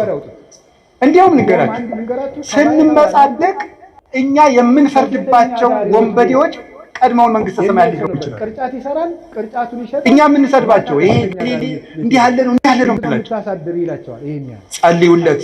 አረጋዊ መንፈሳዊ ብሏል። ለመሪ ከፈያታዊ ወዘማዊ በል በአይቴ አምር ለማይቀድመን በውስተ ገነት ከመፈያታዊ ዘየማን ሌባ ወንበዴ ብታይ ይሄ ሰውዬ ዘማዊ ብታይ ይሄ ሰውዬ እኔን ቀድሞኝ መንግስተ ሰማያት ይገባ እንደው ምን አውቃለሁ እያልክ እንደ ፈያታዊ ዘየማን ቀድሞኝ ይገባ እንደው ምን አውቃለሁ እያልክ ለፍ እንጂ አቤቴ ዘፋኝ፣ አቤቴ ሌባ፣ አቤቴ ዘማዊ፣ አቤቴ ሰካራም አትበል። አንተን ይቀድም እንደሆነ አታውቅም። ቅዱስ ኤፍሬም አንዲት ሴት ለነገስታቱ ስትዘፍን አያት እና እየዘፈነች ነገስታቱ ደስ ብሏቸው ጠጅ እየጠጡ ያይና አልፎ ሲሄድ አለቀሰ። ምን ሆነ ነው የምታለቅስ ሲሉት በሁለት ነገር አለቅሳለሁ። በምንድን? የመጀመሪያው ይቺ ሴት እነዚህ ነገስታት የምታስደስተው ያለ ፈጣሪና ለማስደሰት እሷ ለምድር ንጉስ እንዲህ ስትለፋ እኔ ለሰማይ ንጉስ አለመልፋት አይቻሳዝናኝ። ሰው ብትችሉ ካለበት አውጡት፣ ካልሆነ ግን ባለበት ላይ ሸክም አትጨምሩበት። ብትችሉ ካለበት ጉድጓድ አውጡት። እንደውም አንድ ልንገራችሁ፣ ከባይታውያን አንዱ ከሴተኛ አዳሪዎች ቤት የሚሄድ ሰው ነበር። ቅርጫት ይሰራል፣ ቅርጫቱን ይሸጣል። ማታ ከሴተኛ አዳሪዎች ቤት ሄደ። ስንት ነው የምታሳድር ይላቸዋል። ይሄኛ በዛሬ ይመጣል ብሏት ይሄድ፣ ብሩን ይከፍላል። ይሄድና ገብቶ ማልቀስ ይጀምራል። ምን ሆነ ነው መልክ ያስጠልቷል ትለዋለች። አላስጠላኝም። እና ምንድነው የሚያስለቅስህ? እንሞታለን። ከዚያ በኋላ አብራው ታለቅሳለች። ምን ላድርግ? ንስሐ ልግባ። ያችን ለንስሐ አባት ይሰጣና እሱ በበነገው ቅርጫት ይሰጣል። እንደው አንድ የመጽሐፍ መምህር ደግሞ ነበሩ። እሳቸው ደግሞ ምን አደረጉ ይባላል? ሴተኛ አዳሪዎች ጋር እየሄዱ የወር ደመወዛቸው ጥቂት ስለሆኑ የመጽሐፍ መምህር ናቸው። ጥቂት ስለሆነች ልጄ ስንት ነው የምታሳድሪ? በአንድ ቀን ይሄን ነው። ቢያንስ የሰንበት ነፍስሽ ትረፍ፣ የሰንበቱን እኔ ልክፈልሽ ይሉ ነበር ይባላል። ጉድጓድ ውስጥ ያለን ሰው ወዶ የገባበት ስላልሆነ ከሆነልን ሄደን እናውጣው፣ ካልሆነ እንጸልይለት። እየወጋን ግን ሰው መግደል የለብንም። ዲያብሎስ የሚገድለው አይበቃም እንዴ? እና ክርስቶስ ተስፋችሁ ነው። ምንም ተስፋ ብትቆርጡ ደግሞ ራሳችሁን አታርሱ። እንግዲህ ያችን የሞተችውን እህታችን ባናውቃትም እግዚአብሔር በቸርነት ዓይኑ ይመልከታት። የቅዱሳን አምላክ ይማራል። እነዚህ ካልን ሌላቸው የፈለግኩት ነገር እርቅ ትልቅ ነገር ነው። ጠብ ደግሞ ክፉ ነው። በቃል ሰውን አትውጉ። ብፁዓን ገባርያነ ሰላም ሰውን የሚያስታርቁ ሰዎች ንዑዳን ክቡራን ናቸው። አንድም ብለው አባቶቻችን ራሳቸውን በንስሐ የሚያስታርቁ ንዑዳን ክቡራን ናቸው። ገብቶ ከእግዚአብሔር ጋር ታርቆ ሁሉ የሚያስታርቁ ማለት ራሳቸውን በንስሐ ከእግዚአብሔር ጋር የሚያስታርቁ። ሰውየው ግን ታርቆ ይሄ ባለ 50 ሰማይና ምድር ታርቀውበታል። አሁንም ንስሐ ግቡ። በባለ 50 ንስሐ የለም የተባለው ስግደት አይሰጣችሁም ነው እንጂ አትናዘዙ ማለት ነው። እሾህ ወግቶኝ አሁን ባለ 50 ነው በሰኔ እነቅልልሃለሁ ይባላል። አባታተን ዝም ብለን እንታረቅ ግድ የላችሁ እንዴ? ኃጢአት ምንድን ነው? እሾህ ነው። ነፍሴን እየወጋት አይደለም እና እሱን በሰኔ እነቅልልሃለሁ ግን አብረን እናዲያ እግዚአብሔር እየወጋኝ አሁን ሄዳችሁ ታረቁ፣ ከእግዚአብሔር ጋር እንታረቅ። ኢትዮጵያ ምን ያስፈልጋታል ብትሉኝ ከእግዚአብሔር ጋር መታረቅ። ኢትዮጵያ የሚያዋጣት እጇን ወደ እግዚአብሔር መዘርጋት። ከእግዚአብሔር ጋር ከታረቅን እግዚአብሔር ለግፈኞች ልብ ይሰጣል። እግዚአብሔር ክፉ ልብን ይመልሳል። ደም አፍሳሾችን እጃቸውን ይሰበስባል። አይምሯቸውን ያስተካክለዋል። ክፉ ምክራቸውን ወደ በጎ ይለውጣል። እኛ ከእግዚአብሔር ጋር ግን አንታረቅ። ካልታረቅን ታዲያ ምን እናገኛለን? አንታረቅና ደግሞ ምን ይገኛል? ምንም። ስለዚህ የእግዚአብሔር ቤተሰቦች ሕዝብ ሲከፋ እንደ ጨንገር ክፉ ሰዎችን ይጠቀማል እግዚአብሔር ይባላል። አሁን ከእግዚአብሔር ጋር እንደመታረቅ ራሳችንን ወደ እግዚአብሔር እንመልስ። በማንም ላይ አንፍረድ። በማንም ላይ የመፍረድ ኃጢአትን እናቁም። ተያይዟችኋል። እናንተም እናቶች ቁጭ ብላችሁ በሚዲያ መነኩሴ ስትሳደቡ፣ ስትሳደቡ፣ ጳጳስ ስትሳደቡ። እኔ ለምሳሌ አሁን ዓርብ ጠዋት እንጀራ ስበላ ታዩኝ ይሆናል። እሷም ቪዲዮ ታነሱና ተመልከት፣ አባ ገብረ ኪዳን ተመልከት ዓርብ ቀን ምን እንደሚያደርግ ተመልከት። ጉዳችንን እንስማው። እንዴው አንደኛ እንዴው ብትምሩን ምን አለ አንዳንድ ቀን አረበስባ ወልዶ መስቀል እናንተ 100 ኃጢአት ሰርቼ ብላችሁ ስትናዘዙ ውጣ አንተ ሌባ ብለናችኋል። ለራስ ሲቆርጡ ያሳንስ እኮ ነው። አንደኛ ብትምሩን ምን አለ ተያይዘን ከምንጠፋፋ ተያይዘን ብንጸድቅ አይሻልም? ስለዚህ ነው አባ ገሪ ንስሐ ይግቡ ብላችሁ በግል ብትነግሩ ይሸጋሉ። አንድ እሱ ነው። ሁለተኛ ደግሞ ሰውየው ዓርብ ቀን ለምን ማለዳ እንደበላ አታውቅም። በሽታ ኑሮበት ቢሆንስ? ሶስተኛ ሰውየው በልቶ ሄዶ ንስሐ ገብቶ ከዚያ ጋር ታርቆ ሁሉ አንተ እንደ ውሻ ወርሙ ኃጢአት ጋር ነው። ሰውየው ግን ታርቆ ጨርሶ ሊሆን ይችላል ከእግዚአብሔር ጋር። በጣም የምነግራቸው አሳፋሪ የሚያሰኝ ነው። ራሳችንን ከእግዚአብሔር ጋር እናስታርቅ። እንወቃቀቅ። የሚያስታርቅ ሲኖዶሱ ነው ናቸው፣ መነኮሳት ናቸው። ዝም ብለን እንታረቅ ግድ የለም። አዎ እኛም እያጠፋን ነው። ጥሩ አባት አልሆናችሁ ግን አብረን እናዲያ እግዚአብሔር እንታረቅ። ለእኛም ጸልዩልን፣ ለምኑልን። አያሳዝኗችሁም? እንደ እውነቴን ነው። ጥሩ ሰው ካለ 40 ዓመት መከራቸውን ጥረው ግረው ውሻ እኔ እንደው እውነት ለምንገር ሰዓታት ቆመው አድረው ማህሌት ቆመው አድረው እንዴ መተው ከናንተ አጼ ቴዎድሮስ ያስተባላችሁ ታማላ አንድ ነገር አለና ያስቀድሱ ዲያቆኑ ጳውሎስን ትቶ ምን አነበ ኢዮብን። እውነቴን ነው ማምላክ ነበብ እንግዲህ እግዚአብሔር የሰው ገመና እያወጣች የእናንተን ገመና የሚያወጣ መርጦ ተዘጋጅቶባታል። ያው አጼ ቴዎድሮስ ሲጨቁ እና ምን አደረ ኦርቶዶክስ አይተም አነግስ ብእሴ መዶ የሚለውን ቢበላስ ያነባል። ጨካኝ ንጉሥ አነግሳለሁ ብሏል እግዚአብሔር የሚለውን ነው የሚያነባው ማለት ነው። እሳቸው እያስቀደሱ ነው ማለት ነው። ጨካኝ ንጉሥ አነግሳለሁ ብሏል እግዚአብሔር ይላል እና ዝም ብለውታል። አልሰሙኝም መስሎት መልሶ አነግስ ብእሴ መደሎ ይላል። ዝም ሶስተኛው አነግስ ብእሴ መደሎ አይ በእንተ ከሕዝብ የሚለውን ስለ ሕዝቡ ክፋት የሚለውን ጨምረው ማለት ነው። ስለ ሕዝቡ ክፋት የሚለውን ጨምረው እስኪ በሉ ሁላችሁ ስለ ሕዝቡ ክፋት የሚለውን ጨምረው። ስለዚህ የእግዚአብሔር ሰዎች እንደው እንደ ጦር ጉሮሮ እንደ ፈረስ ጆሮ ተካክለን በድለናል። ማንም ሰው የሚጨመር ያው እግዚአብሔር ያውቃል። እንደው ለትትና ማለት ሁላችንም በድለናል።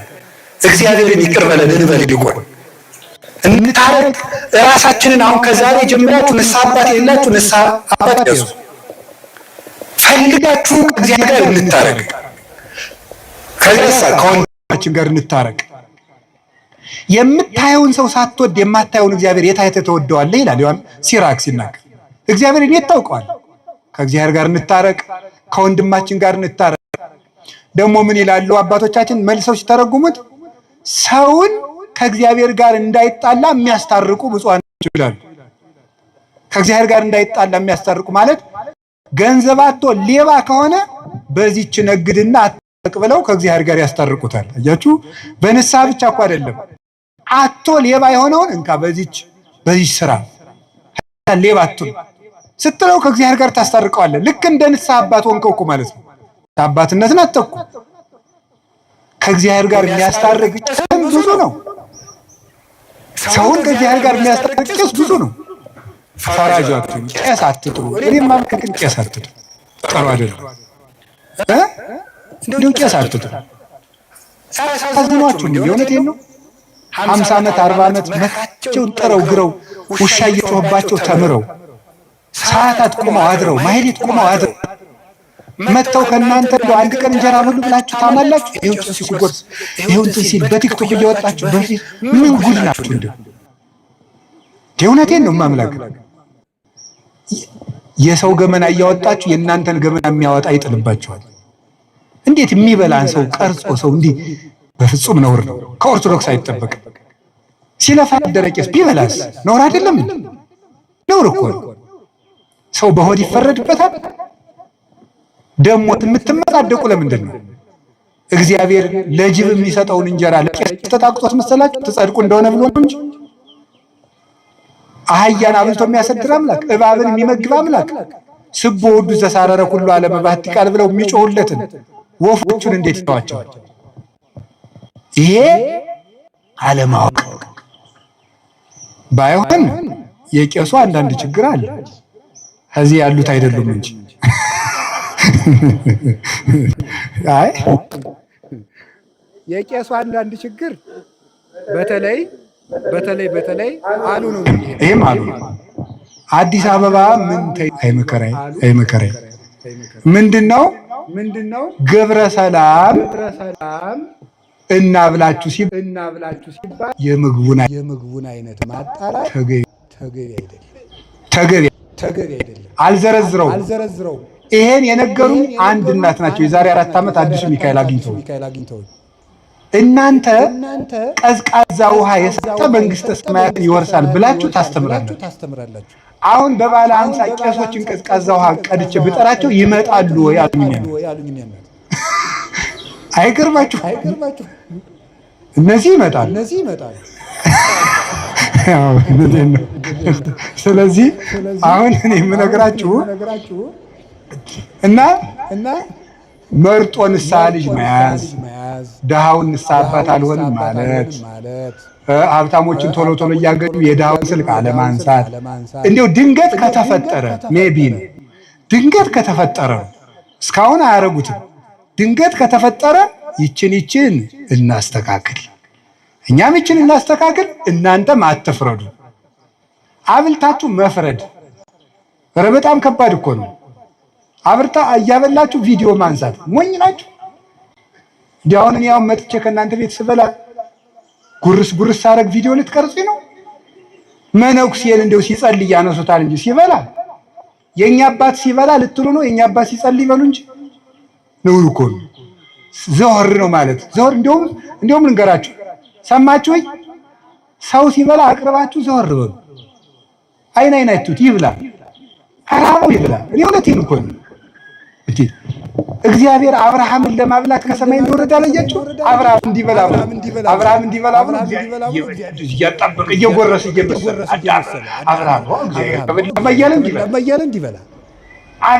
አብርሃም እንዲበላ እኔ ካስተማሩ መምህሮቼ አንዱ ያየዋቸው ስማቸውን ስለማይፈልጉ ዳሴ ከንቱ እንዳይሆንባቸው አልጠቅስም።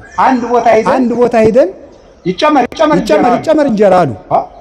የንታምነካቸው ብለን እኛ ደግሞ ይጨመር ኧረ በቃል ስለን አይን ያልበቃኝም ጨምር ብሎ ተጨመረ። ከተጨመረ በኋላ ለካ ሌላው ሆድ እንደቀረው አይተው ነው እንዲበላ ብለው እሳቸው ግን አልበሉ። ሰውን እንደዚህ አድርጎ ነው እንጂ ማሳደግ። ኦርቶዶክሳውያን እኮ ልክ አለ። ኦርቶዶክሳውያን ወርቆች ነው።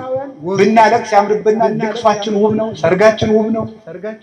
ክርስትናችን የሰማይ ነው። ይሄንን እንደ ፈሪሳውያን መመጻደቁን እንተው። ስለዚህ እግዚአብሔር ቤተሰቦች ከካህናት ጋር አትጣሉ። ራሳችሁን ከእግዚአብሔር ጋር እንታረቅ። ቄስን ከእግዚአብሔር ጋር ሰውን ከእግዚአብሔር ጋር የሚያስታርቅ ቄስማ ብዙ ነው እንጂ ማምለክ ሶስት ክንድ ያለው ሰውዬ ጸልዮ ለምኖ ከፈጣሪው ጋር የሚያስታርቅ ከኢየሱስ ክርስቶስ ጋር የሚያገናኝ የክርስቶስን ሥጋ በእጆቹ የሚፈትት ቡሩክ እኮ ነው። አሁን ይህንን ቄስ ብፁዕ ነው ብለው ተርጉሞታል። የንስሐ አባት ብፁዕ ነው ሰውን ካስታረቀ ነው። ታዲያ ንስሐ ልጆቹ ከእግዚአብሔር ጋር ካስታረቀ አንድም ብለው ኃይለ ቃልን ከኃይለ ቃል የሚያስታርቁ መምህራን ብፁዓን ናቸው ይላል ቅዱስ ቄርሎስ ሲተረጉም። የተጣላ መጽሐፍ ቅዱስን የሚያስታርቁ ተጣልቶ የሚታያቸውን የመጽሐፍ ቅዱስ ኃይለ ቃል የሚያስታርቁ ብፁዓን ናቸው ይላል። ስለዚህ የእግዚአብሔር ሰዎች የእግዚአብሔር ልጆች የሚባሉት ይሄን እርቅ የሚያደርጉ ናቸው። ብዙ ስለ እግዚአብሔር ልጅነት ላስተምር የፈለኩት ብዙ ነበር፣ ይበቃኛል። በባለ 50 እስከ 6 ሰዓት ላጾማችሁ አልፈልግም። ስለዚህ መድኃኔዓለም የሚታረቅ ልብ ይስጠን። ታርቀን ደግሞ እሱ ይታረቀን፣ ይቅር ይበለን፣ በቃ ይበለን። መድኃኔዓለም ስለ ቅዱስ ተክለ ሃይማኖት ብሎ በኢትዮጵያ የሚፈሰውን የደም ጎርፍ ያቁምልን፣ ሰላም ያሳየን፣ የሰላም ብርሃን ይላክልን። በተዘጋ ቤት ላሉ ደቀ መዛሙርቱ የትንሣኤውን ብርሃንና ሰላም የሰጠ ጌታ ለሀገራችንም የፍቅር፣ የሰላም፣ የአንድነት ብርሃን ይላክልን። እግዚአብሔር ይቆይ።